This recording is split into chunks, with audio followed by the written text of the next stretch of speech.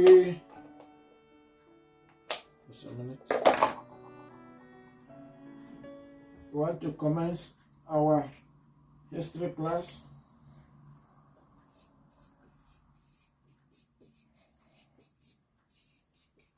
Of Israel Torah class.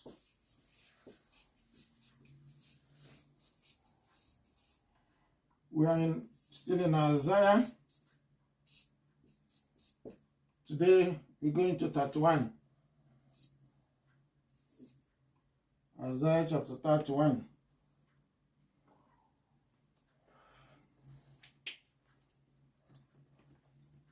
Okay. What we have today in 31, remember, Isaiah is one of the prophets. You call him major prophet. He belongs to major prophet, and he saw things that was happening in his day, as well as something that Yahweh gave to him regarding the latter days. So, as Isaiah speaks, he speaks both the past and the present, even future. So he captures length and breadth of who Israel or Israelites are. He captures the cultural life of the people, the relationship the people have with Yahweh. Tonight, we want to look at this relationship.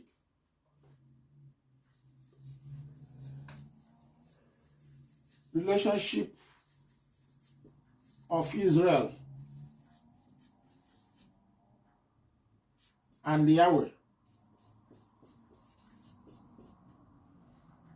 What type of relationship? Strong relationship. Very strong relationship. Excellent relationship.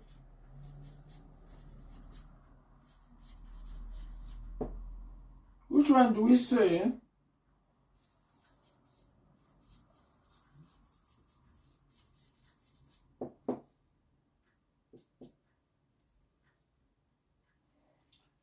Now, how do we categorize Israel in terms of relationship with Yahweh? Where do we place Israel in terms of following Yahweh's instruction, obeying him adequately as, Yahweh would want his people to follow him, follow his instructions, which is Torah, the law. Was the relationship strong? Was it very strong? Was it excellent? How do we classify the relationship Israel had with Yahweh? Because in a situation, take for instance in a home, where there is this bond of relationship, where there is this strong relationship in a home, enemy can never penetrate. You see, what is happening between Israel and Yahweh here is about, if you like, call it trust or faith, trust, or having confidence. How much confidence does Israel have on Yahweh? How much do they trust him? How reliable? How do they hold to him. How did they, at the end of the day, even if life is at zero, do they still believe him? Do they still have trust in him? So we look at relationship.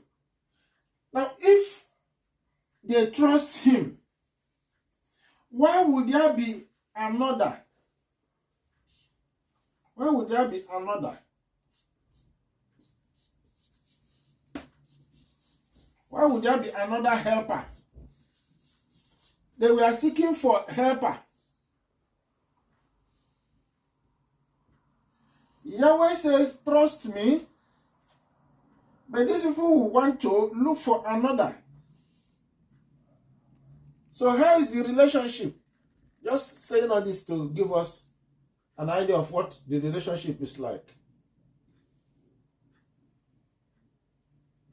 Can somebody answer? From the time we begin with Isaiah chapter 1 up to this point, the answer will be straight in our mouth.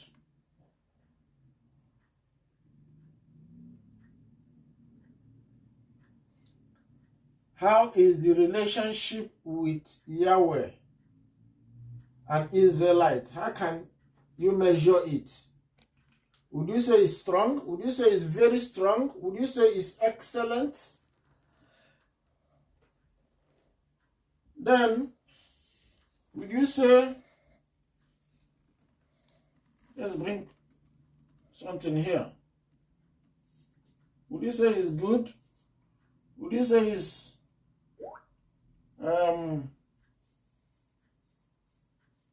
poor?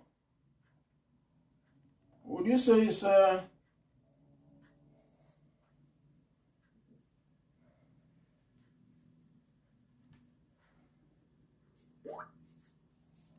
unreliable?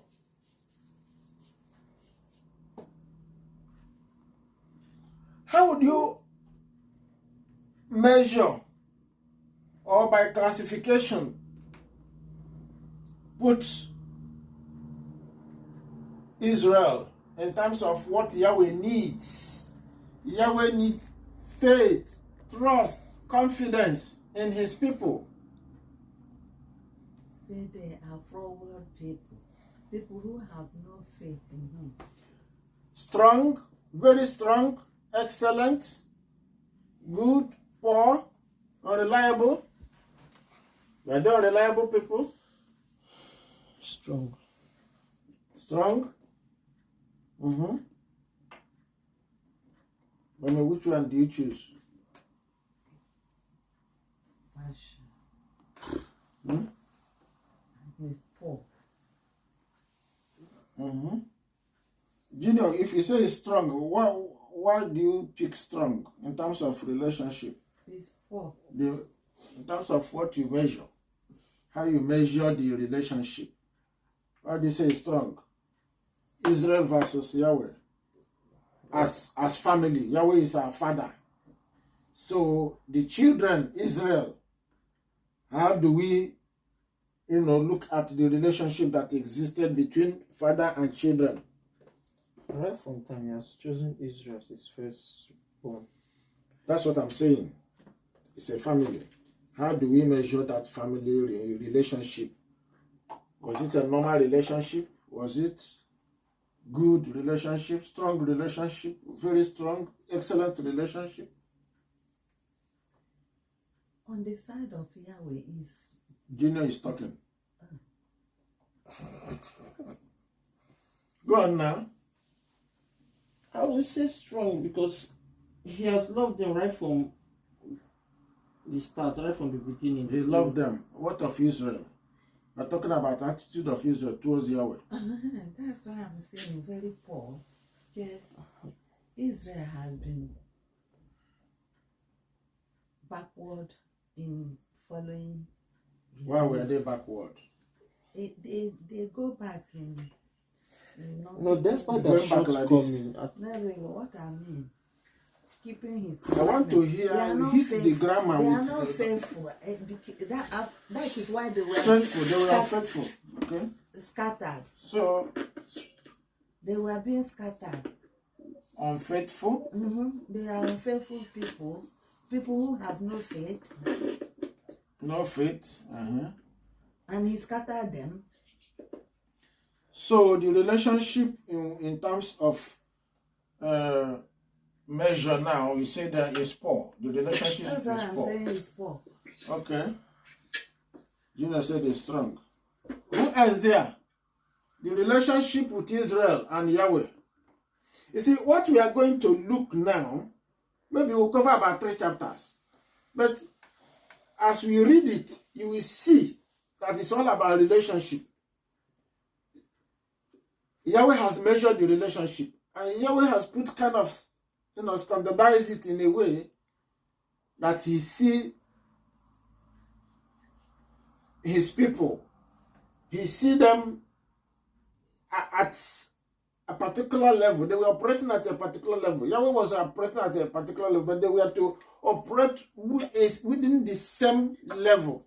Not the same level or capacity as having the power and authority Yahweh has. No. But in terms of being close, if you like, use the word obedient. The people being obedient to Yahweh. Because that's what Yahweh wants. To everybody, Yahweh wants obedient to his children. So, were they obedient to him? If they were obedient, the relationship will be strong. Even if it's not very strong. Now, would we say that Israel were not in any way obeying Yahweh? They were. They were. But you find out that they were, it was, they were not, they were too flexible. They were too flexible in what they should do and what they should not do. In terms of the law, commandments, or the word of Yahweh that they should follow, most times you see them coming, at times you see them going backwards, borrowing my wife's word. At times you see them, unstable. If you look at the book of Judges, for instance, in fact, the review Moses made when he looked at the whole Torah, the first 5 books, Deuteronomy is the book of review, the book, where he kind of literally looked at all that they did and he summed everything up, reviewed them. And in that, like what we saw in the book of Judges, it revealed that if you, put it in a graph, they were like going up, sliding down, going up, sliding down, going up. At times, they never had at a particular time or for a longer time moment of straight line curve. It was always kind of zigzag.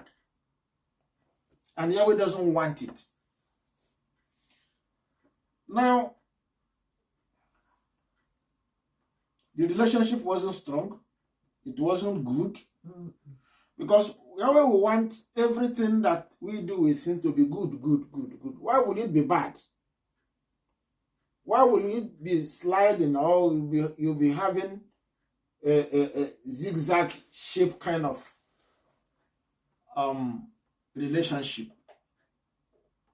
Unfaithfulness is not allowed. Unfaithfulness is not allowed. So we will look at here in this particular 31 where his people literally was always going for helper, another to help them. Whereas Yahweh is equal to the task at every moment. And this is what Yahweh hates. If you don't understand anything in the book of Isaiah, understand this perfectly. Yahweh hates somebody who is unstable, who is unfaithful, who is not obedient, who cannot showcase that relationship, that oneness, that closeness. Father is father. Love your father. How much of love have these people to Yahweh? Because if there is this absolute love as Yahweh want it, Yahweh will not always be telling his people. In fact, they wouldn't even be in position where enemy will be invading them, where they will be suffering. They will walk, another will eat. They will walk, another will eat. At last, he will chase them away. Any son or daughter of, child that the father or the parents will always chase away, there is trouble with the child. So we human beings, Israelites, called by Yahweh, many times we show him unfaithfulness. And that breaks his heart. So we are going to see in what we were about to read, how Israel relied on Egypt. Egypt is going to feature in this particular chapter. And Yahweh said, Egypt is looking for a helper. And you are going to Egypt for help. When Egypt go down, who will you hold? Where will you get a grip? Who will support you? That is what Yahweh doesn't want in us. He doesn't want us to fail or fall, or after rising a little while you go down or you disappear. He doesn't want us to disappear from his side. So why going to Egypt? In everything of our need, seek him first. Seek him first. If he rejects you and you go to another, it will not be your fault. You went to him, he rejected you. And you will see that he rejected you. But would Yahweh reject his people? If his people are not carrying trouble, are not carrying iniquity, are not carrying sin, are not doing what he tells them don't do. If we are doing what Yahweh says don't do, nobody will fight us. Then Yahweh will reject. That's where rejection comes. But if we, cue into obedience, come what? No matter how an enemy will want to threaten us, Yahweh will stand by us and give us victory from time to time. That's how Yahweh operates. So if we discover that what we have with him is a relationship, and in that relationship, it's governed by covenant, agreement. Two, it takes two to reach agreement or to enter agreement. If we hold to that agreement, that word that constitutes agreement, to do them, to obey them, to live by them, he will love us. He will never reject us. Let's read Isaiah chapter 31. Woe! See, here we see woe. Yahweh began with Isaiah 31 with woe.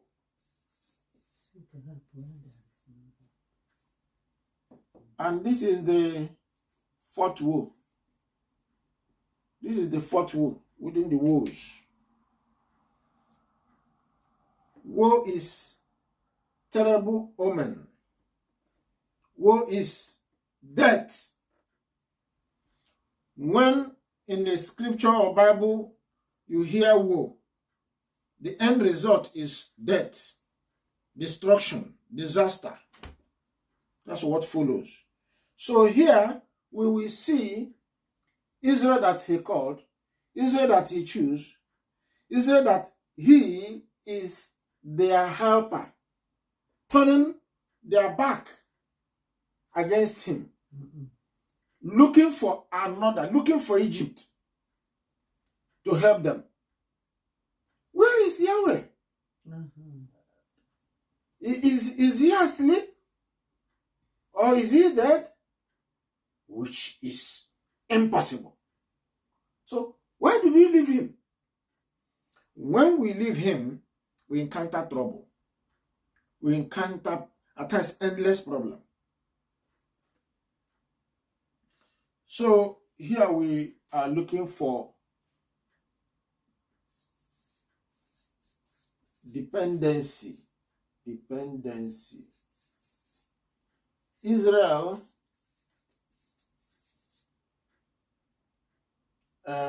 depended on who?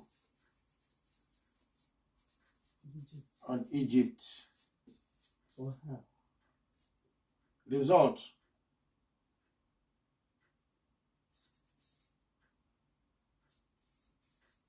Disaster. He scattered them. Via who? Assyria. You see, don't forget Assyria. Israel will always run to Egypt. And at times, Israel will run to Assyria. Even their enemy. They know that Assyria is the enemy. They will at times run to Israel. Particularly Judah. Judah was very, very close to Assyria. But Assyria was on the undoing. Israel, the 10th tribe, was always running to Egypt at all times. But Assyria will never stop because Assyria is the rod in Yahweh's hand to deal with them every time. Woe in them that go down to Egypt for help and stay on horses and trust in chariots because they are many, and in horsemen because they are very strong, but they look not unto the Holy One of Israel, neither seek Yahweh. When you see crowd, you follow crowd. When you see multitude, you follow multitude. When you see people, oh, their idea is nice, it's better than that one. On his Lone Ranger, forget him. Now you are causing problems because at the end of the day, you don't know whether that one person or two persons or few persons are the people that Yahweh has chosen for his work. And you don't even tend to pay attention to look at what they're doing. Rather, you just see them, they are few. Or at times you say, this place is very marvelous, it's wonderful. It's like, Babylon is so sweet, it's so glamorous. Babylon, that is how Babylon is. Sin, at times, unless you are outside sin, those who are outside sin knows that sin smells, stinks. It's horrible, it's terrible. But those who are not outside sin, it's glamorous in their eyes. It's a beauty to behold. So if somebody will look at the area that glamorous, those that have horses, everything is like first class, and want to live with them, the person should ask himself, where am I coming from? Whose child am I? If you will ask yourself, who am I? From where am I coming from? We are covenant people. We are covenant people. Always ask yourself, who are you? Covenant keeper. Now, covenant keeper is Torah-minded person. Person of the book. Call your Bible. Person of the Bible. Bible, the word. Torah, the word. The word of Yahweh. Now, here, Israel they never mind Yahweh, who is a covenant keeper himself. They forgot that they themselves are covenant keepers. They were always looking for Egypt because of the horses, because of the good things that we are, they see was coming out from Egypt. They want to flock with them. They want to, flow with them. They want to. Now, at the end of the day, Yahweh said, these people you are following and forget whom you are, forget where you are coming from, forget that I am all in all. I hold the life, your life, and even the life of Egypt. So if you leave me, Assyria will eat you up. Because Assyria will attack Egypt. When Assyria attack Egypt, Egypt will fall and you will collapse with Egypt. And and that will be your end. So this happened in Israel then, and we say Israel, ancient Israel. What about now? Remember, Isaiah is full of teaching us what happened in the past and what lies ahead in future. So we are going to see that what is said here will shortly come to pass in the future. It's not just talking about the people of the past, it's also talking about the people in this our present time who will experience tribulation. Tribulation, then great tribulation, and the wrath of Yahweh. Verse 2. Yet he also is wise and will bring evil and will not call back his words, but will arise against the house of the evildoers and against the help of them that walk iniquity. Who will rise against them? Yahweh will descend upon them, because Egypt is mastermind of iniquity, sin. When you go to Egypt, you embrace their culture. And the first part of their culture is the god, the idol they worship. So the person will swim there. And before the person will say Jack Robinson or look back, it's already caught up. And Yahweh will do what?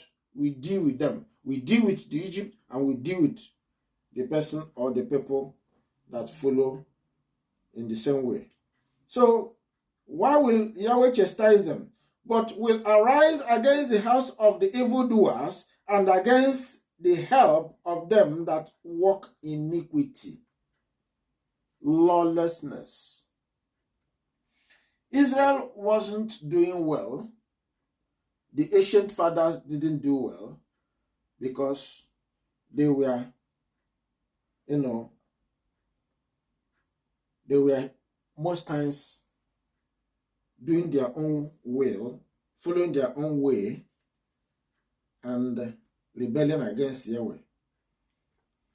Now, the Egyptians are men. Listen to Yahweh. Now, Egyptians are men and not Yahweh. And their horses flesh. Their horses are flesh and not spirit. When Yahweh shall stretch out his hand, both he that helpeth shall fall, and he that is helping shall fall down, and they all shall do what? Fail together. They will all collapse together. They will go down. So what is Yahweh saying? Dependency. Relying upon somebody. When you rely upon somebody, what you do is you pin your faith on that person, your trust, your confidence, and the Yahweh says that is idolatry in the first place. Idolatry. Don't do that. Yahweh is number one, must be number one in your life. For thus has Yahweh spoken unto me, like as the lion and the young lion roaring on his prey. When a multitude of shepherds is called forth against him, he will not be afraid of their voice, nor abase himself for the noise of them. So shall Yahweh of hosts come down to fight for Mount Zion and for the hill thereof. Yeah, Yahweh will Sunday come. You are afraid, you run to Egypt. You lack something, you run to Egypt. The weather change, you run to Egypt. In any little need, you run to Egypt. Yahweh say, well, I will come and occupy Zion. One day, Yahweh will come. This is not a future. Verse 4 there is talking about future, something that is yet to happen. Revelation chapter 14, 9 to 10. Revelation chapter 14, 9 to 10.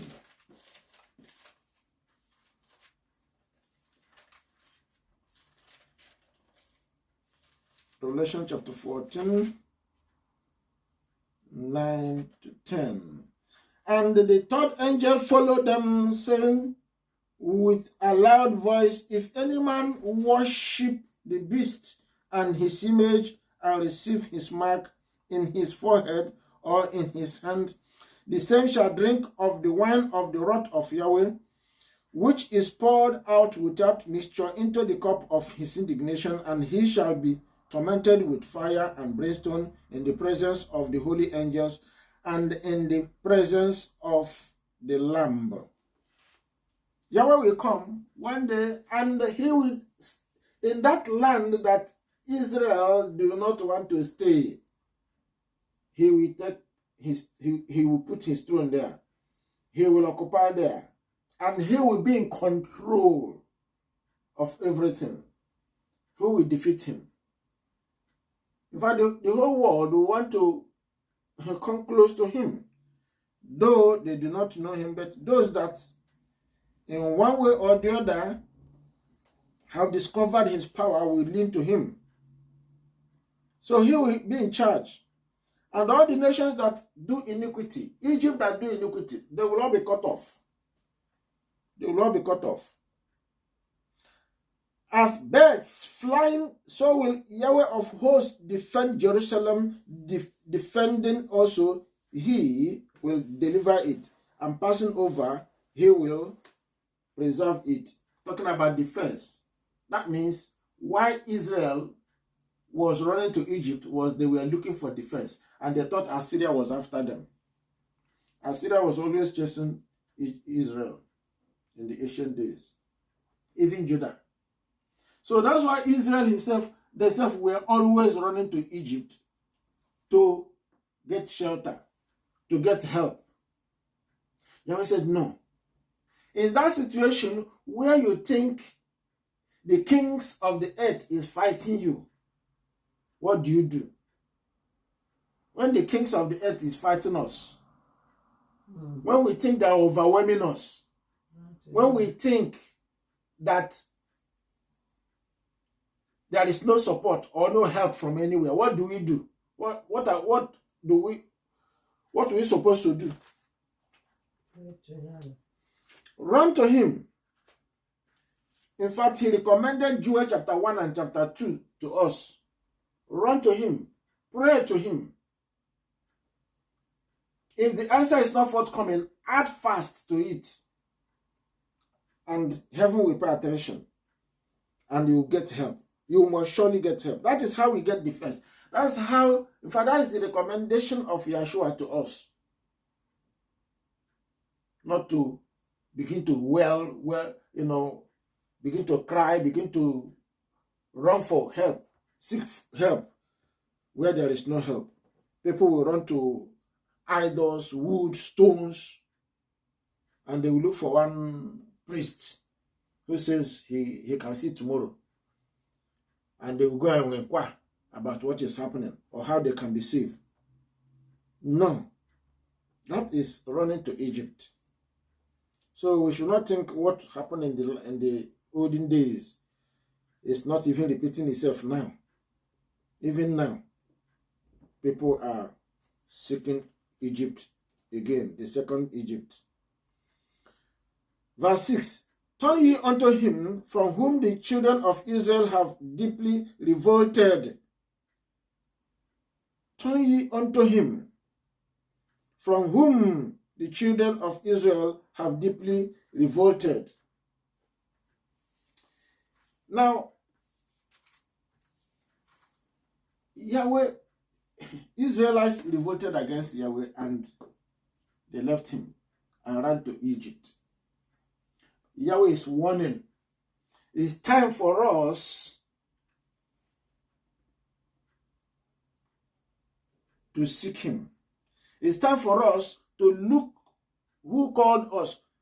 Go back to the covenant where we're coming from. What did the agreement specify? What did his word say? What did he want us to be doing every now and then? How will you be encouraged? How will you be steadfast?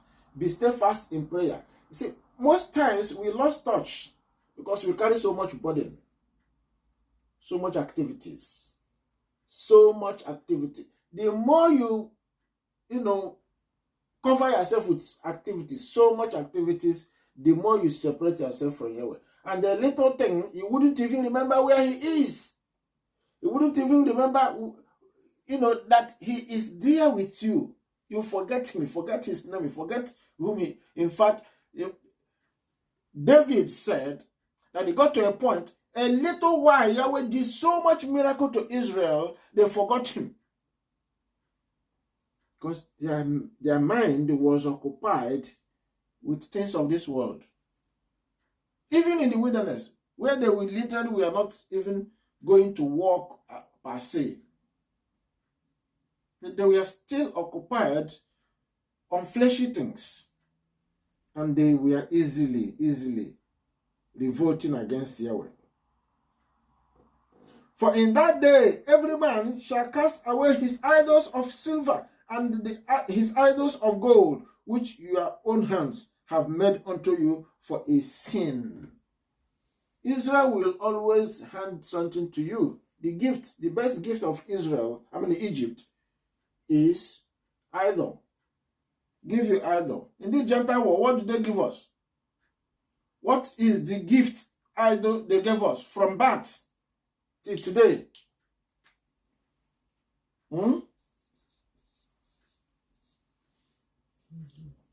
What did they give us?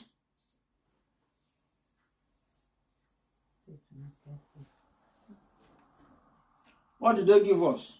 God, isn't it? Jesus. That is number one gift you are given in this world, and you are baptized into them. Number one gift. Look at what Yahweh is saying there. Unless you are not paying attention. For in that day every man shall cast away his idols of silver and gold. Idols of gold, which your own hands have made unto you for a sin. Where did they get it? Egypt. Today we are in the second Egypt.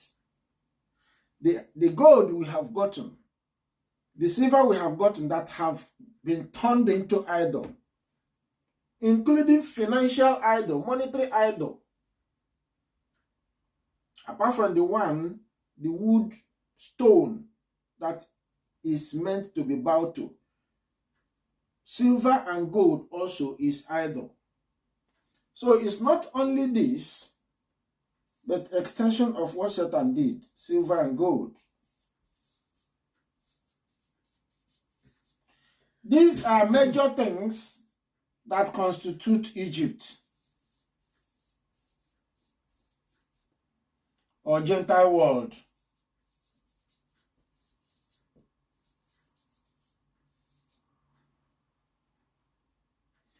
What you worship and what gives you the fame you seek, silver and gold.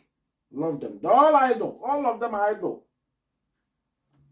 And Yahweh says he will come in Jerusalem. He will dwell in his, side of in Mount Zion. And he will punish Egypt, and he will punish all those who cherish all this. Then shall the Assyrian fall with the sword, not of a mighty man. So the Assyrian you are afraid of, you are running, you see that Assyrian is... Now, what is Yahweh telling us? Somehow, you say, Yahweh is far away. Therefore, let me go to Egypt. Egypt is close. Physical Egypt. You can easily see Egypt. You can easily touch Egypt. You can easily speak to Egypt, but Yahweh cannot speak to him because he's far away. Because Yahweh, you cannot touch him because he's a spirit. You can't deal with Yahweh. Yahweh doesn't, anything that concerns us, he is far removed from us. Is that so? And that's what Satan tells us in our heart. And that's why it is a burden most time for us to pray. We hardly reach or try to reach him. Because we feel that even when we pray, we have wasted so much time, answer is not forthcoming. Who said? The moment you go to him in a right way, in a righteous way, your prayer will begin to be taken into consideration. Your requests, your petition will automatically go to him and something will happen. So Assyria is no match to Yahweh, if that is what you're afraid of. Or how you make ends meet that will keep you pursuing silver and gold, which is idol. Yahweh said, my grace is sufficient for you 24 hours. Do you know? The reason why Yahweh's grace is not sufficient for us is because of our covetousness. Yahweh don't want us to be covetous. Yahweh don't want you have today's gain, today's blessings, and tomorrow you need some, even double, even triple. You always want more and more, and you begin to put diary. How you collect your gains, how you build empire in your heart, then physically you pursue it. That make you work from morning till night, night till another day, 24 hours and so on. You have to work to earn. But okay, you see, we have a different mindset to what Yahweh has. Let us listen to Yeshua. Go to Matthew chapter 6. That prayer teaching. Hello, are we here? I don't think we are here. Matthew chapter 6. Matthew chapter 6. Now let's pay attention, because if we don't understand what Yahweh is saying here, then we would have listened in vain. That will not be our portion.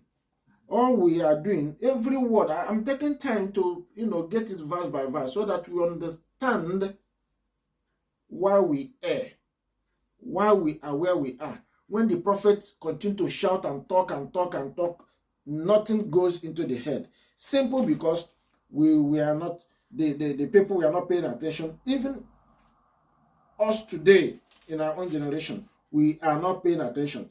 Even when he has put his word in Bible, we are holding. When we read it in paraphrasing, we read it like literature, and we run away without understanding what he's talking about. Look at the attitude, the mindset of Yeshua, and how he wants us to carry ourselves. Look at that prayer he taught us.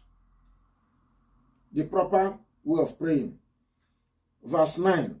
Matthew chapter 6, verse 9.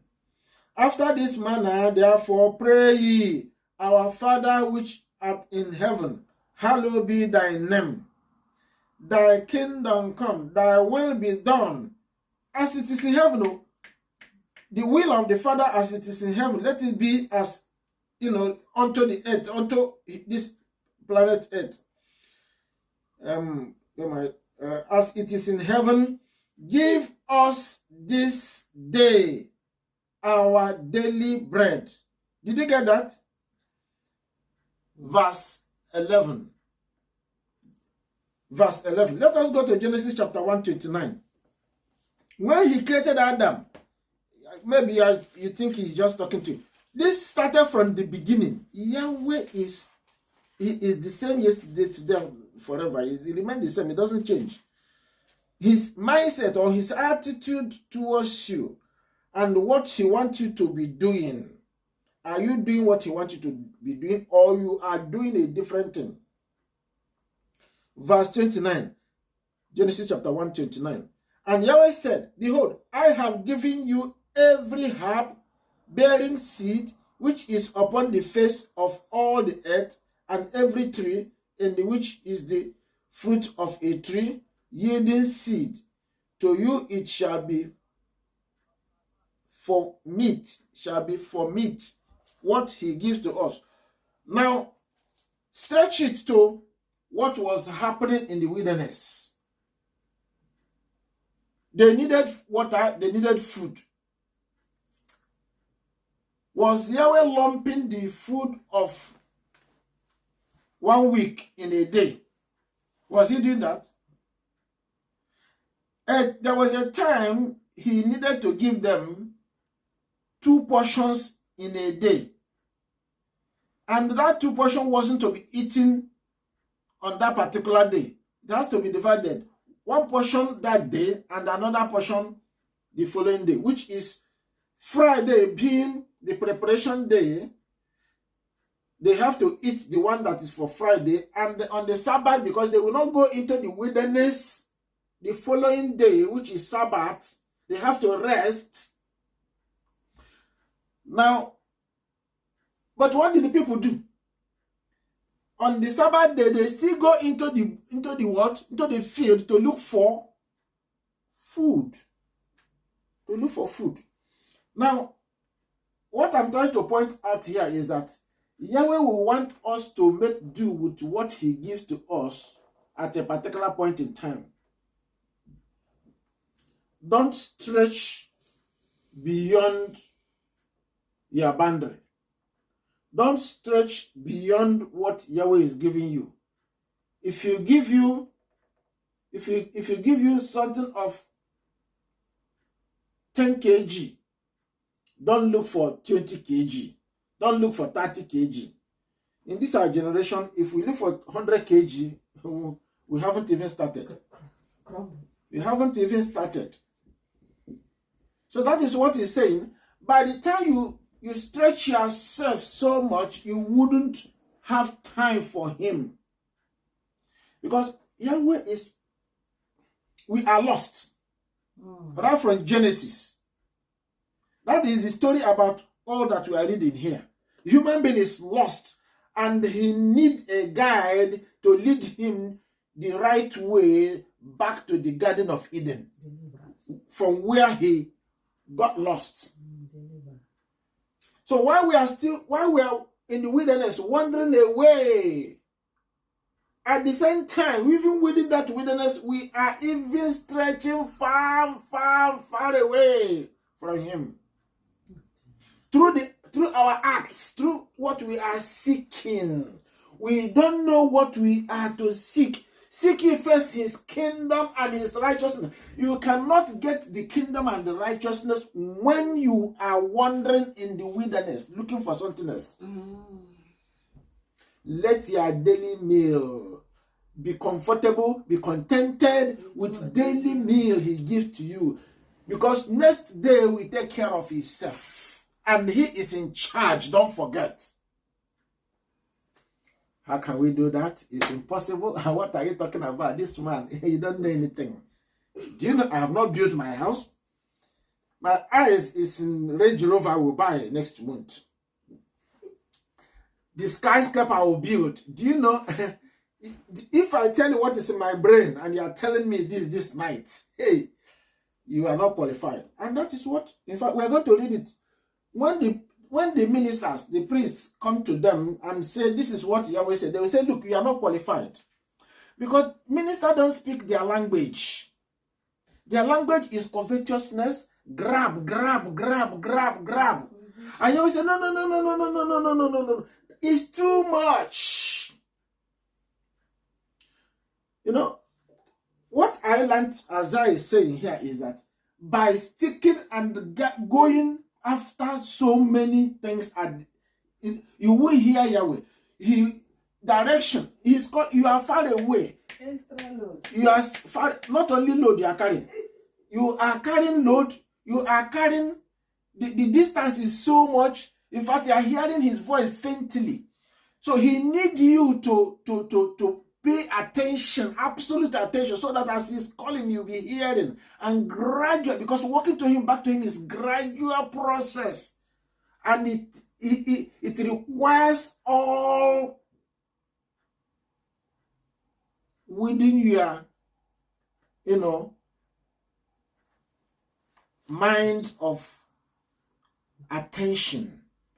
I mean, you need to open up your attentive memory. You'll be attentive to that voice, continue to, because there are other voices here and there, but there is one voice that is sounding very peculiar. So pay attention. Any moment you are distracted with so many things, you will get knocked off. So many voices. Because once somebody is in the wilderness, is lost. I have stretched that to let us know that even when Yeshua came in this earth, in fact, when they were in Egypt, he wanted them to be comfortable, to be contented with whatever he gives to them day by day. It is day by day, day by day. Yahweh doesn't give you 2 days food in 1 day. You know, most times we pray for wealth, we pray for good. If Yahweh, if it's not within the approval of Yahweh for you to achieve, for you to do something for him, when he so blesses, it's not, that blessing is not for you to, you know, to make yourself an idol. Don't forget, idol. Money constitutes idol. And with money, you do so many things. Satan takes somebody throughout the whole world, gives somebody the whole world. Remember, the glory of the world is found in mammon. Glory of the world. With it, you can build empire, can build a city, can build a nation, and you become idol. People will be worshiping you. Yahweh say, be careful. Be very, very careful, because you are going somewhere, so that you wouldn't lose your pathway.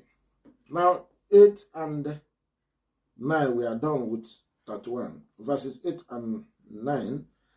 Then shall the Assyrian fall with the sword, not of a mighty man, and the sword, not of a mere man, shall devour him. But he shall flee from the sword, and his young men shall be discomfited.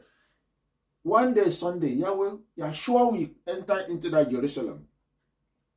He is there all and all.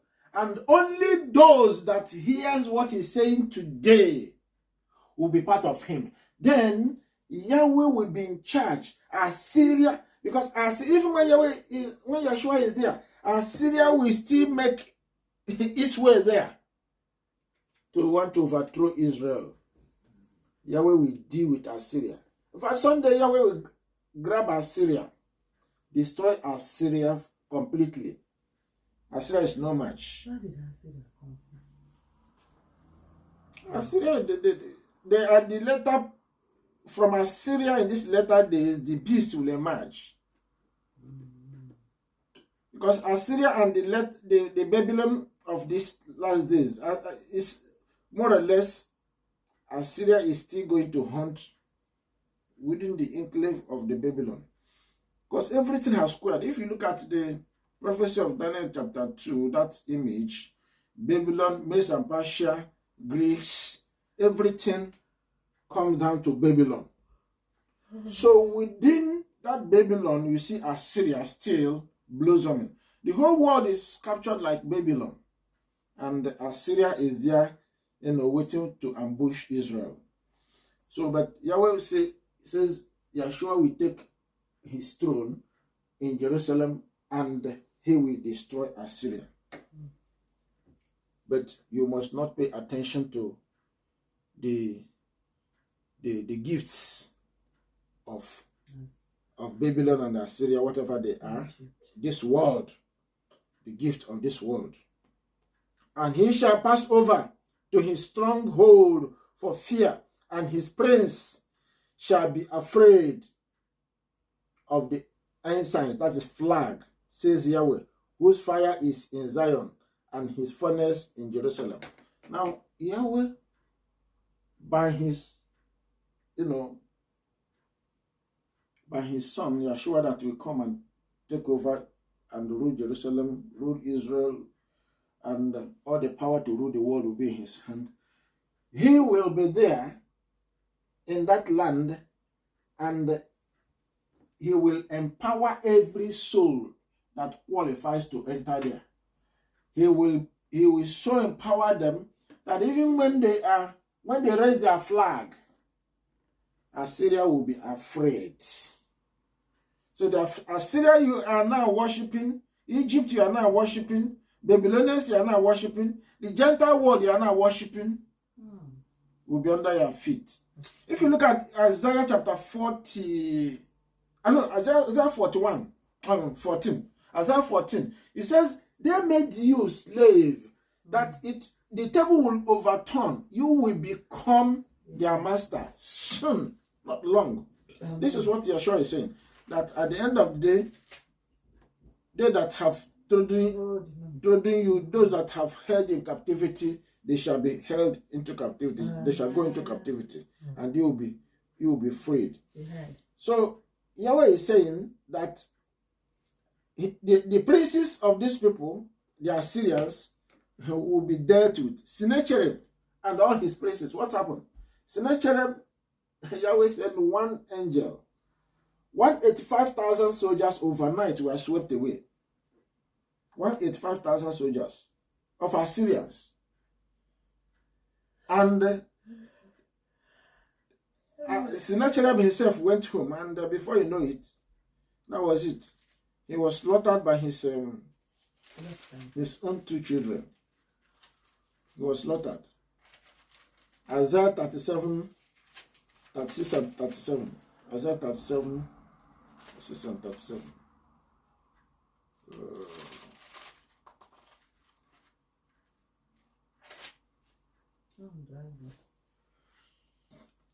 Then the angel of Yahweh went forth and smote in the camp of the Assyrians 185,000, and they arose early in the morning. Behold, they were all dead corpses. 37. So Sennacherib, king of Assyria, departed and went and returned and dwelt at Nineveh. Nineveh was the capital of Assyria then.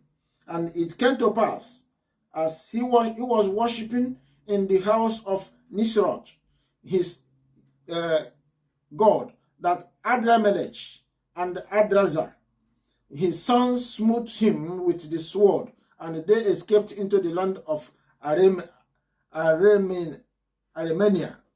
and Ashhadon, his son, reigned in his stead.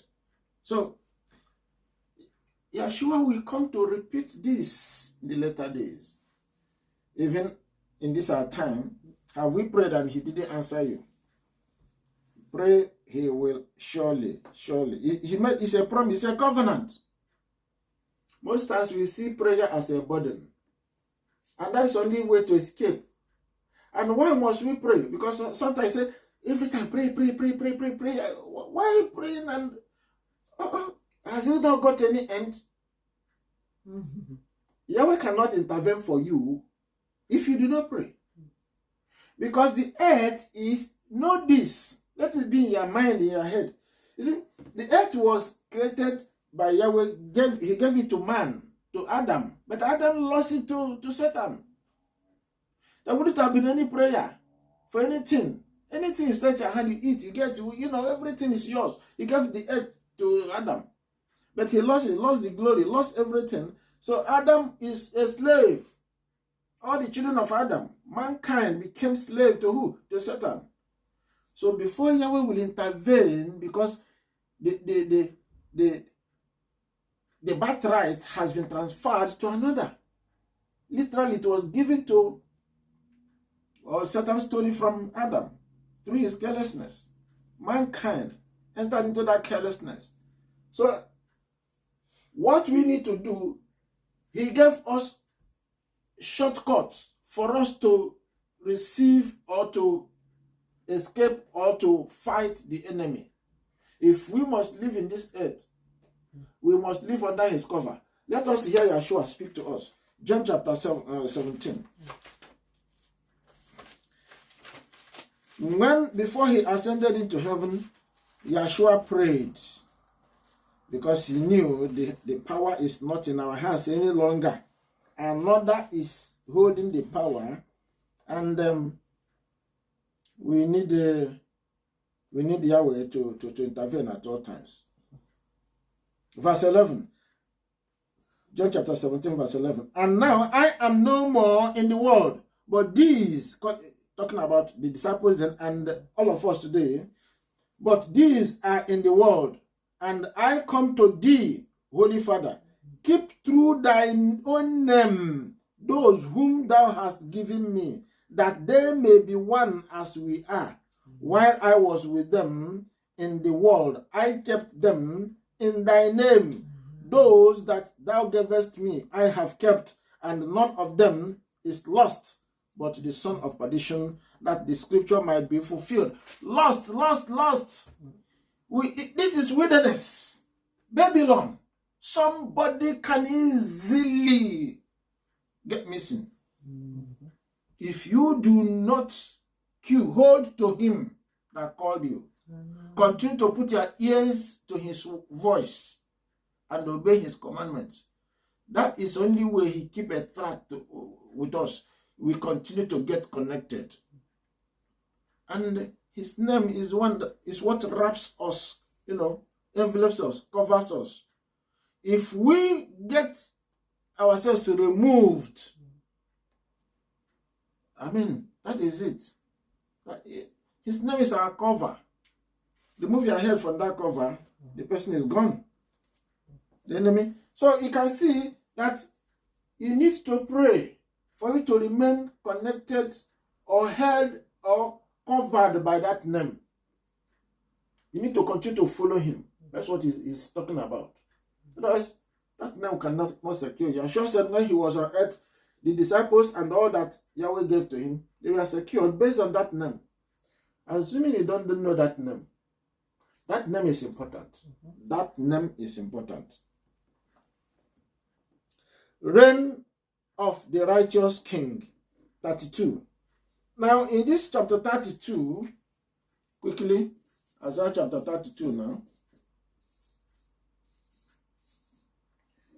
we are going to see how Israel, if Israel will do well, because Israel is going to get a king. King Yeshua now is going to take over. He is going to reign over Israel. How will he reign over somebody? The person must be what? Obedient to Torah, to his word. That is what will hold somebody to himself, and he will cover the person with his name. Now, guess what? Assyria will be no match. It's like repeating that what we have done the other side. But here, we look at the righteousness. Those who are going to live with him, reign with him, their hand must be upright. Their life must be upright. Righteousness must continue to follow them. That is how you are going to. Let us listen to him. It's a straightforward. I want to read it from another translation here. New Living Translation. Isaiah chapter 32. Look, a righteous king is coming. Who? Junior, open for me Isaiah. Isaiah chapter 9, 6 and 7. Righteous king is coming.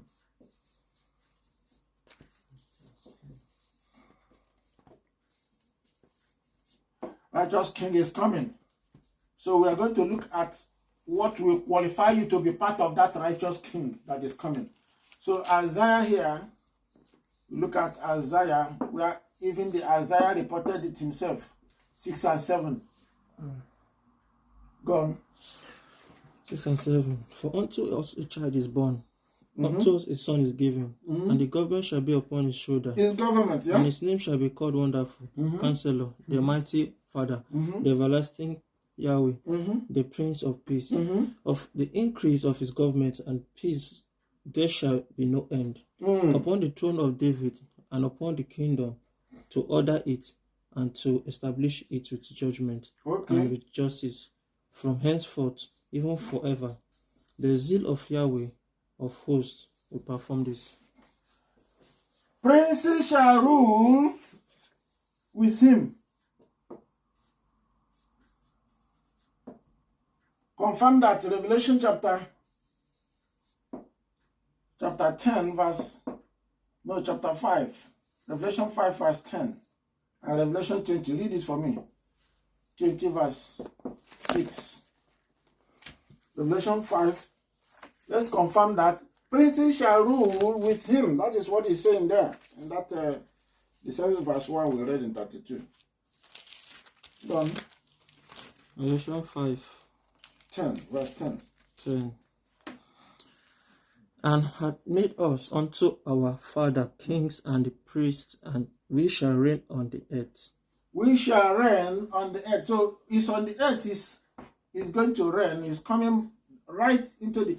You know, people say there will be a rapture, but here it says straight away that the king is coming. Coming to do what? And it's talk about the king that will reign with the princes. The princes are the obedient. That's number one qualification. You must be obedient to him. You must be obedient to him. Verse 20, chapter 20, verse 6. Revelation 26.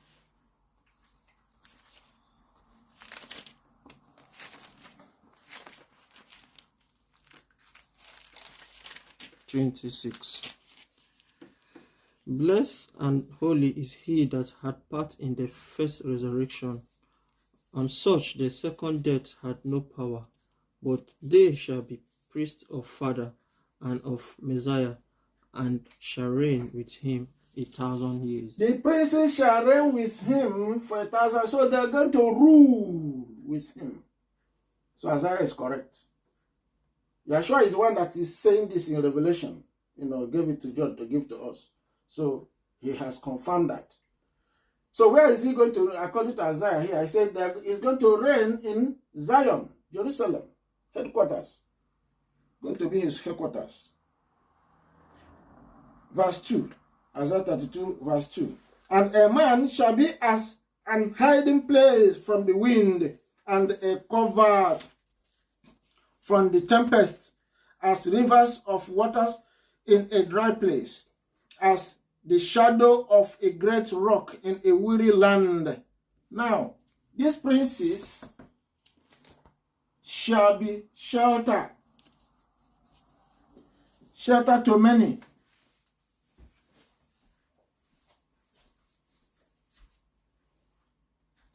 They'll be shelter to many.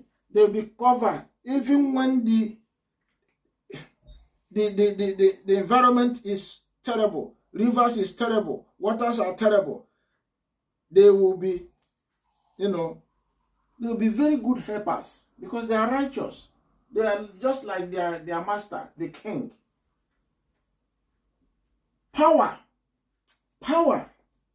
will flow with them.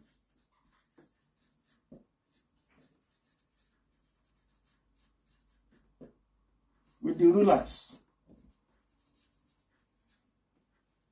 They're going to rule the hidden, the Assyrians, the Babylonians, the Gentile world. They're going to rule them. And remember, there are so many that will still be in trouble. So with their presence, they're not going to be many. But wherever you see them, they'll be like shelter. And the eyes of them that see shall not be dim, and the ears of them that hear shall hearken. Even the blind will see, the deaf will hear. Proper people, because they are properly trained. How do we receive training? This is how we receive training. What you are hearing today. It's all about the word. Did you hear the word? Did you understand the word? If you hear the word, if you understand the word, you will not perish. Say, my people perish for lack of knowledge. Remove lack of his word, lack of knowledge of his word from within you. If you do that, you'll be knowledgeable. You'll be in position even to lead others.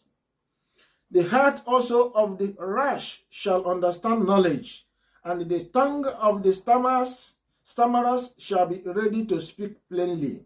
The vile person shall be no more called liberal, nor the toil said to be bountiful. For the vile, that is foolish person, will speak villainy, and his heart will work iniquity, to practice hypocrisy, and to utter error against Yahweh, to make empty the soul of the hungry, and he will cause the drink of the thirsty to fail. We must be very careful. This particular verse is referring even to our time. Those that are supposed to be obedient, pastors, priests, whatever they give themselves, they're supposed to pay attention to the word of Yahweh. They're supposed to be knowledgeable. They're supposed to have understanding. Rather, they choose to be vile. They choose to go their own way. They become foolish. Emptying themselves in their own heart, doing their own work of iniquity, laying people astray, the heart of men, laying them astray, saying what Yahweh never said. Thus says Yahweh. No, Yahweh never spoke through them. They didn't hear from him.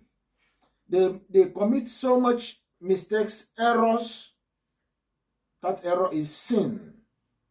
They love to live in sin. When somebody is speaking falsehood, preaching falsehood, teaching falsehood, saying what Yahweh never said, bending the word of Yahweh in order to suit his purpose, in order for, either he is doing that to gather as many people as possible, so that at the end of the day, they'll be working for him, they'll be glorifying him, they will be honoring him, they will be, rather than Yahweh. That is serious, serious error. Sin. And the punishment is disaster. Punishment is disaster. The instruments also of the choice are evil.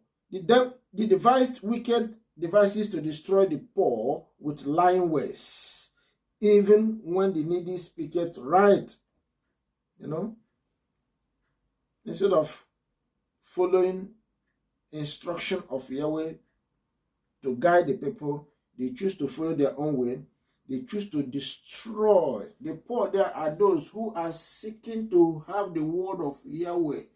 Eat it. You see, it's not all about food, physical food. Spiritual food is far more important.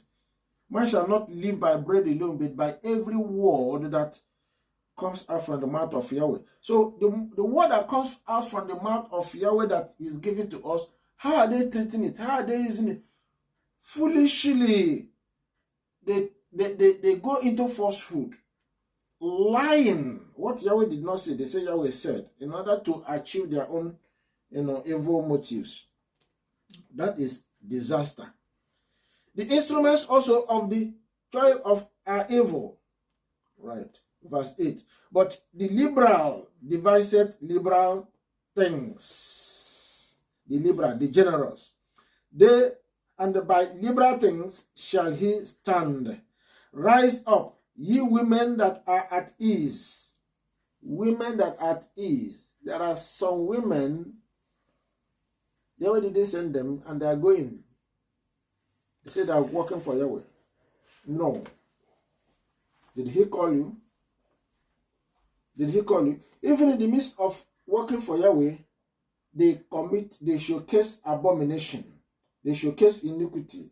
They showcase evil, wickedness. And in that way, they live themselves carelessly.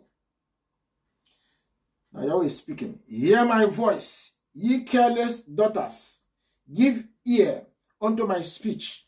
Many days and years shall ye be troubled, ye careless women. For the vintage shall fail, the gathering shall not come.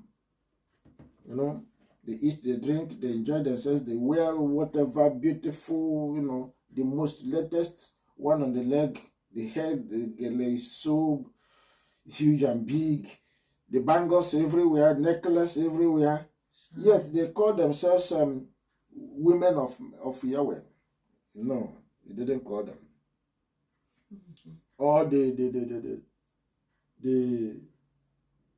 wealthy madams and so on.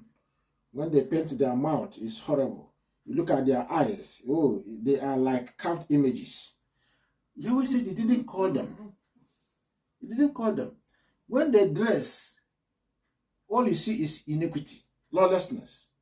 evil. Yahweh said he didn't call them. They make mockery of the word of Yahweh.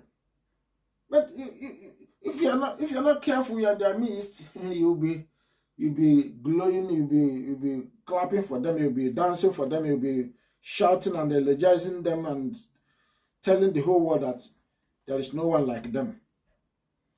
Tremble, ye women that are at ease. Be troubled, ye careless ones. Strip you yourself, and make you bare, and guide sackcloth upon your loins. They shall lament for the teats. They shall lament for the teats, for the pleasant fields, for the fruitful vine. Upon the land of my people shall come up thorns and briars, yea, upon all the houses of joy in the joyous city. One day Assyrians will come, bounce on you. Your beauty will collapse. You will cry. In fact, you will go into nakedness. All that beauty will be wiped out. Women cry because the barn will not give you anything to eat. The field where you plant, where you sow, will not yield anything. The land itself will not be at peace to hold you. You are going to be in trouble. The time is coming. This is what happened to ancient Israel, ancient Judah. Is it going to happen in these latter days? Sure, this is even about, these latter days. It's also about this latter days, it's a typological prophecy. It happened in the olden time, it will happen again. Are you there? It's not all about men. Women inclusive. You ought to be the daughter of Zion, daughter of Yahweh, so that you will be part of the rulers of the world. If anybody will be part of this, the person better watch and listen to Yahweh. Otherwise, the person will be missing. Verse 9. Rise up, ye women that are at ease. Hear my voice, ye careless daughters. Give ear unto my speech. Many days and years shall ye be troubled, ye careless women. For the vintage shall fail, the gathering shall not come. Food will not be in the farm again. The land will even be barren.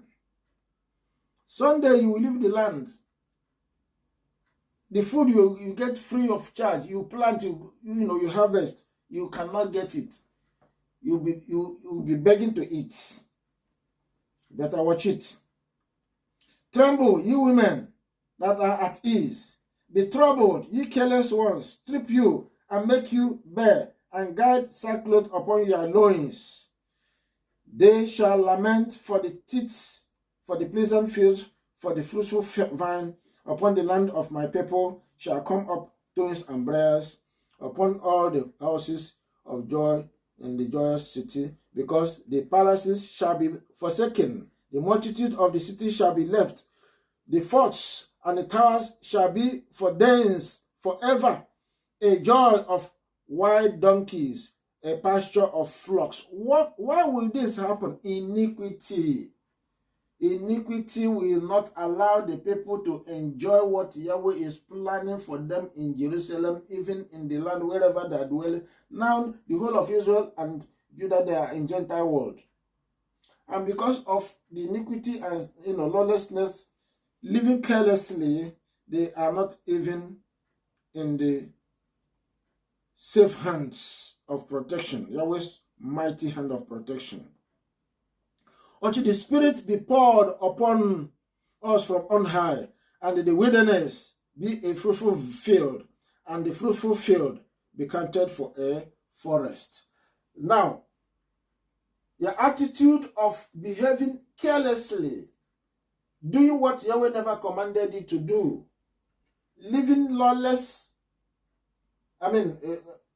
life of lawlessness and iniquity, will prevent one from enjoying Yahweh until Yahshua is coming. It's like, saying this, repeating it, telling Israel why they will not enjoy what Yahweh wants them to enjoy. What will happen? They will be swept away. Assyrians will carry them, stampede them, strip them naked. At the end of the day, they'll be helpless. They'll be slaves, which Israelites are up to today. But something will happen. He will come. He will come to defend them. He will come to save them. But who are those that will be defended? Who are those that will be helped? They must be upright, going back to obedience. They must be obedient people. Until the Spirit be poured upon us from on high, and the wilderness be a fruitful field, and the fruitful field be counted for a forest. Then judgment shall dwell in the wilderness, and the righteousness remain in the fruitful field. And the work of righteousness shall be peace, and the effect of righteousness quietness, and assurance forever. And my people shall dwell in a peaceful habitation, which is Jerusalem, and in the short dwellings, and in the quiet resting places.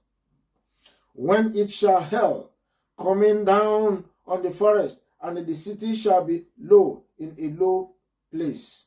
No matter what the situation is, when Yeshua comes, everything will change. That time, only the qualified, the righteous, the faithful, the obedient will be part of the land. They will return and assume normalcy again, assume joy again. Peace of the land will be their portion. Blessed are ye that sow beside all waters, that send forth thither the feet of the ox and the donkey. 33. Let's quickly see if we can wrap it up with 33. Peace after the enemy is destroyed. Like, Yahweh is like repeating what he said, chapter 31, 32, even this 33. He's repeating it. But this is the fifth woe. Isaiah 33. Fifth woe. Fifth woe. What is happening here? Now, enemy will struck.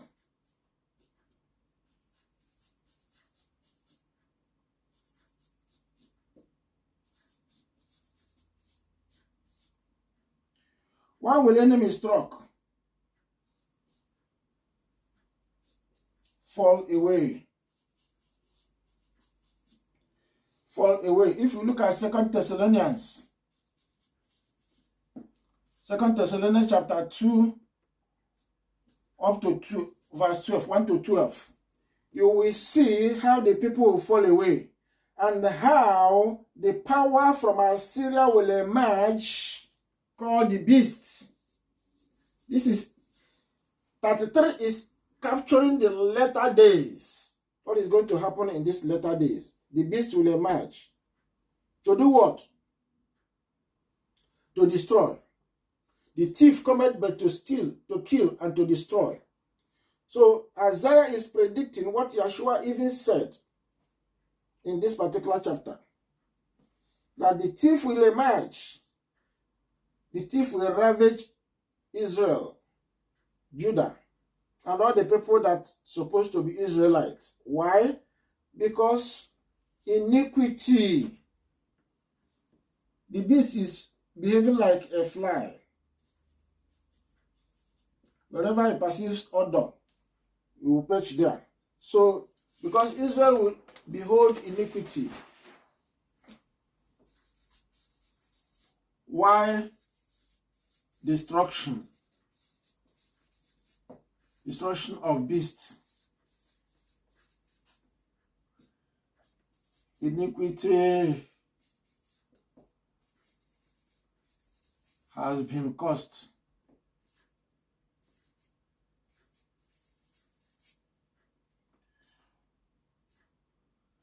Iniquity has been caused.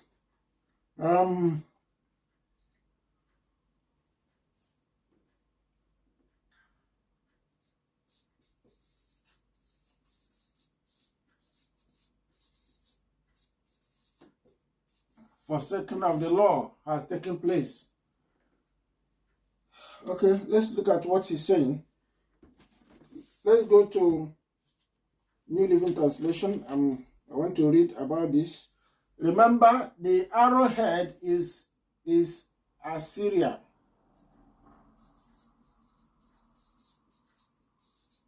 Assyria is going to chase Israel.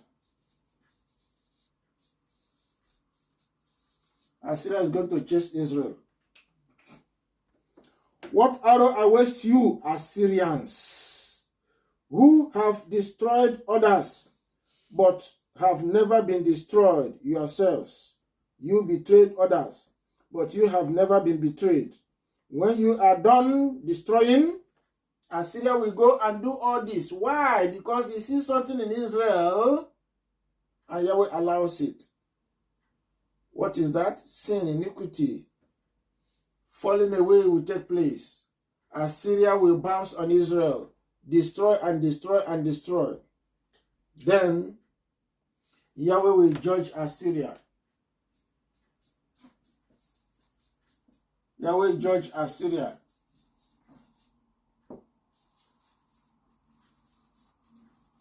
Why? The same thing that Assyria is judging Israel is what they are doing. What they are doing. You can hear Yahweh here. But have never been destroyed yourself. You betray others, but you have never been betrayed. When you are done destroying, you will be destroyed. When you are done betraying, you will be betrayed. But Yahweh, be merciful to us. Verse 2. Yahweh, be merciful to us, for we have waited for you. So who are those speaking here? Who are those speaking here? Righteous. Show mercy. In this latter days, this is the prayer of the children of Yahweh. Show mercy.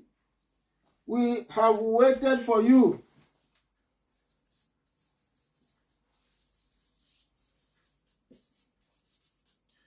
How? Prayers. Through our prayers. As Assyria is chasing us, we are praying. We are fasting. We are weeping. Or if you like, crying.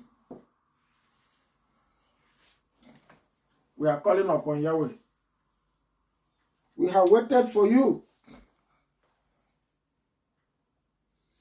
Be our strong arm each day and our salvation in times of trouble. So, we are seeking for saviors, salvation. And who is that is going to give it to us? Salvation himself, Yeshua. Yeshua is our salvation. He we are seeking. He we are calling. The enemy runs at the sound of your voice. When you stand up, the nations flee. Just as caterpillars and locusts strip the fields and vines, so the fallen army of Assyria will be stripped. Surely Assyria will fall. But Yahweh has to intervene. By that time, Yeshua will be coming back for his people. It is chaos, war, trouble, destruction, and so on before the peace. Before the reign of righteousness and peace, the enemy will commit so much mayhem. Though Yahweh is very great and lives in heaven, he will make Jerusalem his home of justice and righteousness. In that day, he will be your sure foundation, providing a rich store of salvation, wisdom, and knowledge. The fear of Yahweh will be your treasure. Yahweh in Jerusalem, he will supply wisdom, he will supply knowledge, he will give his people understanding, He will fight for them. He will give them victory. He is going to be our sure foundation, providing a rich store of salvation, wisdom, and knowledge. The fear of the Yahweh will be your treasure. But now, your brave warriors weep in public. Your ambassadors of peace cry in bitter disappointment. Your roads are deserted. No one travels them anymore. Meanwhile, before Yahweh or Yahshua will come in, the enemy will battle and battle and battle. Then we will depend on Yahweh in crying for him to show mercy through our prayer, through our fasting. That will be an attitude. We have to put that attitude and never stop. We are like people in the wilderness. We are like people in a very deep, pit. If you don't cry, if you don't shout, somebody outside may not know somebody is there. So the person may not be able to, cannot be removed. Your roads are deserted. No one travels them anymore. The Assyrians have broken their peace treaty. Assyrians have broken their... This is referring purely... Peace treaty is broken. Remember, in these latter days, the beasts will enter into agreement or covenant with Israel. And shortly he will break that covenant. He will break that agreement. He will break it.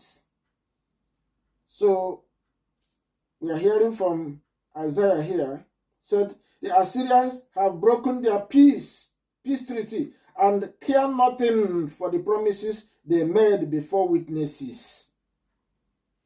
This is referring to the covenant, the agreement. 3.5 years agreement the beast is going to make with Israel. He's going to break it. Here we see that identified by Isaiah. The land of Israel with wilt in mourning, Lebanon withers with shame. The plain of Sharon is now a wilderness. Bashan and Carmel have been plundered. This is going to happen in these latter days. Israel is going to be devastated. Jerusalem is going to be devastated. Those that live in the land will mourn and cry. But Yahweh says, now I will stand up. Now I will show my power and might. So Yahweh is not going to stand by and look his children ravaged. In fact, their cry will reach him. At that time, Matthew 24, is it Matthew 23, verses 38 and 39 is going to be fulfilled. He said, until you cry, blessed is he that cometh in the name of Yahweh, you will not see me again. Until you cry. See, have they cried? Have they prayed that prayer? No. It's coming to that stage. Time will come in future when the beast will emerge, Assyrian beast will emerge. And that will be it. Israel will have no choice than to ask, show us mercy. We betrayed you. We killed you. Have mercy. And they cry that he should come and help them in the name of Yahweh. And they will see Yahshua coming back. That is exactly what Isaiah is pointing out here. You Assyrians produce nothing but dry grass and stubble. Your own breath will turn to fire and consume you. Your people will be burned up completely. So at that time, Yahweh will hear, and Yahshua will come and do what? Begin deliverance. And here is the fire from Yahshua that is going to be launched or unleashed upon Assyria. And Assyria is going to get it. like thorn bushes, cut down and tossed in a fire. Listen to what I have done, you nations far away, you Assyria, and you that are near, acknowledge my might. Those that are far and near, those that are within that Mediterranean, those that are within the Middle East, they are always fighting Israel. People of Assyria, Syria, people of Iran, and so on. All the neighboring people of Mediterranean. They will see Yahweh in action. They will see his power. And Israel will glory in him. Israel will rejoice because their Messiah have come for deliverance, to deliver them.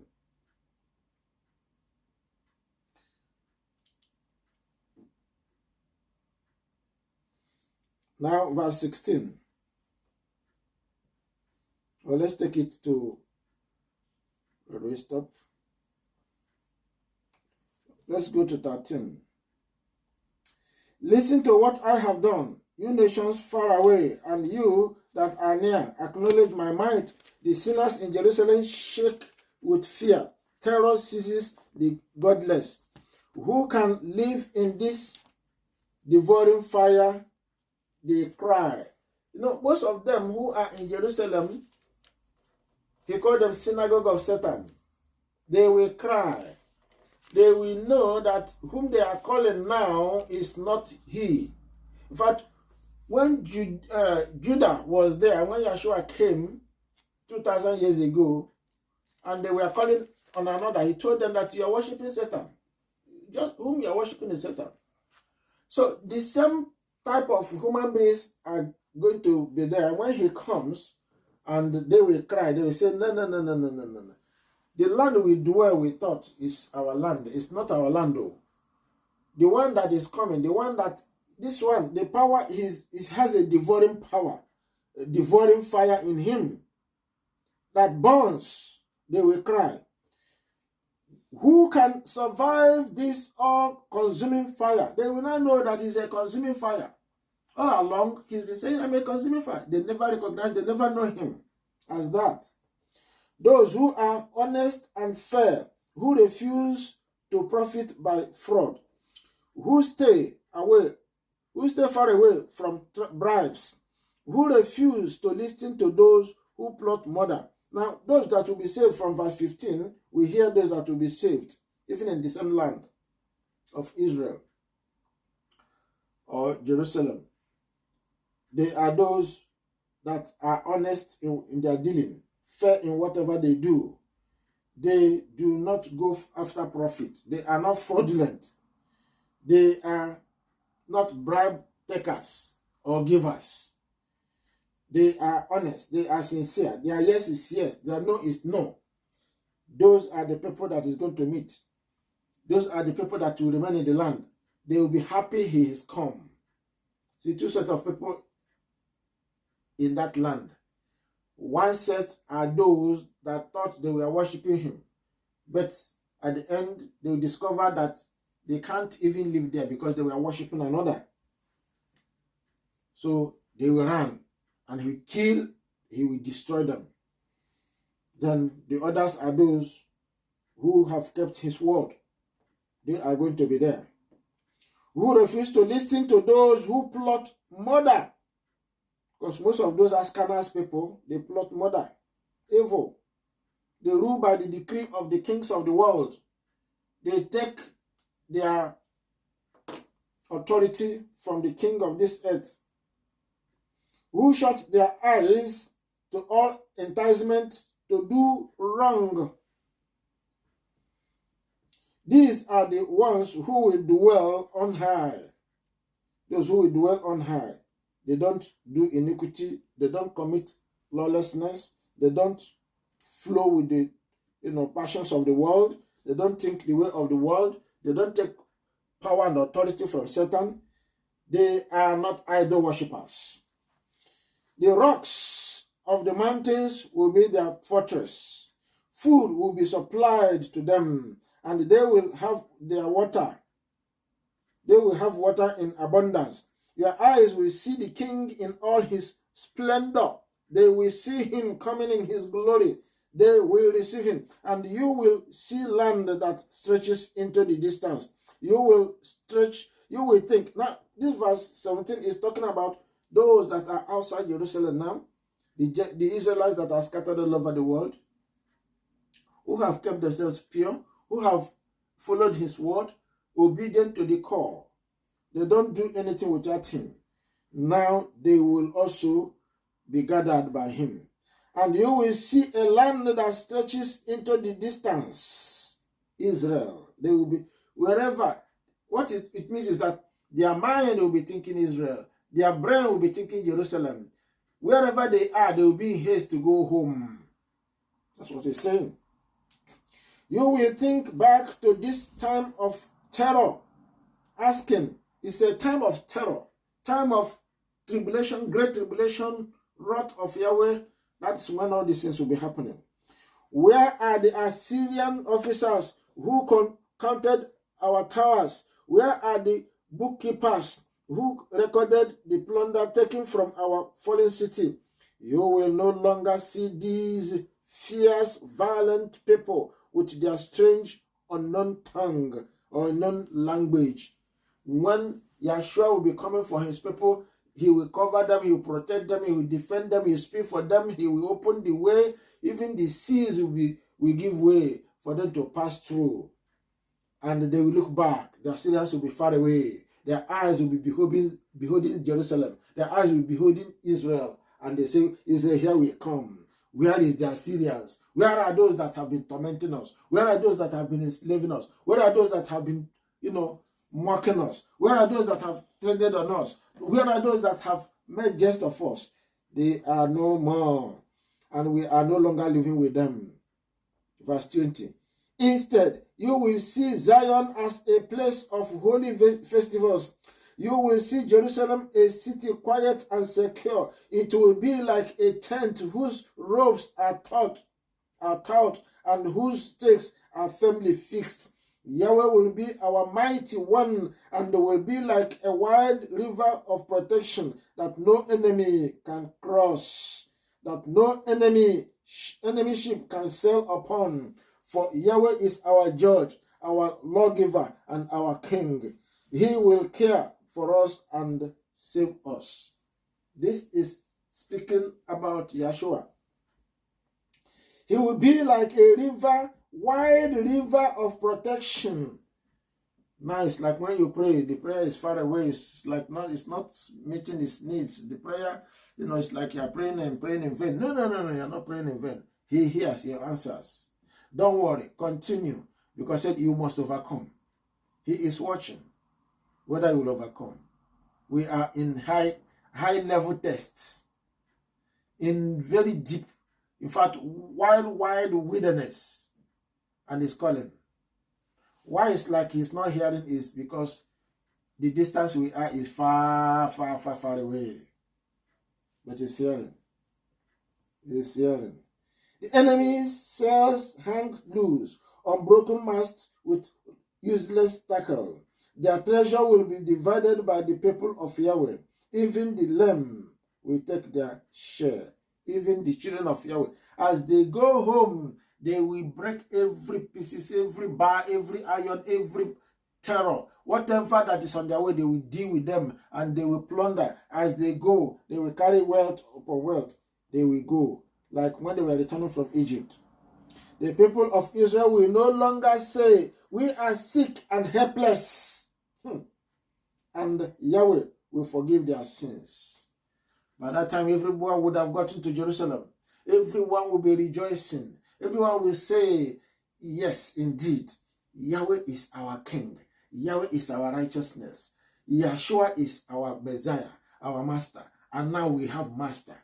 Now we have a savior. Now we have a ruler. Now we have a king who can stand against us. Who will rubbish us any longer?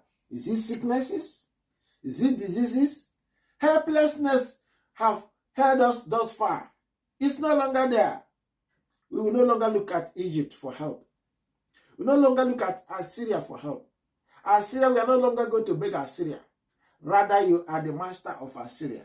You are in control. You are over Assyria to deal with them as you want. Power now belongs to you because Yeshua, your Mecca, your Messiah, your Savior is forever and ever with you. You have possessed your land. The land that was promised to Abraham, Isaac, and Jacob is now in your hold, in your arm. Nobody will chase you away. Nobody will take what belongs to you. And so Isaiah captured this latter day so much, as if you are reading the New Testament. Reading this thing is like you are reading the New Testament. He saw the future. He saw tomorrow. He saw even now, clearly. May Yahweh bless you. May Yahweh help you to absorb all that He is passing on to you. Amen. What He's saying to us is, do not look for help where there is no help. From now on, do not look and do not overstretch yourself. Do not lose the agenda. Do not lose idea of whom you are. You are a lost person, and He's calling you to do what? To come back to Him. And you don't carry so much load. Carry so much load is distancing yourself away, enjoying yourself wherever you are. Wherever you are, you're enjoying yourself with the things of those people, the Assyrians, the Egyptians.